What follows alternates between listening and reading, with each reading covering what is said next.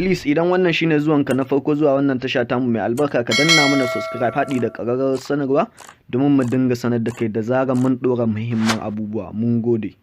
Sarki ya kamata ka bawa 'yan Indiya jagorancin Kannywood domin kawo gyara a cikinta. Ni kada na fahimci haka. To me na tsorata gyara fa kawai za a kawo a cikinta. Amma me ya shawarar ku akai? Wallahi koran mu za su. Kwantar da hankalinki babu wanda zai kore ki daga Kannywood. Ji uban wa. Gaskiya akwai matsala. Amma na san ka san yadda masana'antar Indiya take a faɗin duniya ko? Kwarai kuwa. To irin haka muke so Kannywood ta zama. Yawwa. A godiya ya kamata ku mini. Allah ya maka albarka. Mutumi na mai sana'a ban ji taka godiyar ba. Karshen ka a baro za a kai ka garo.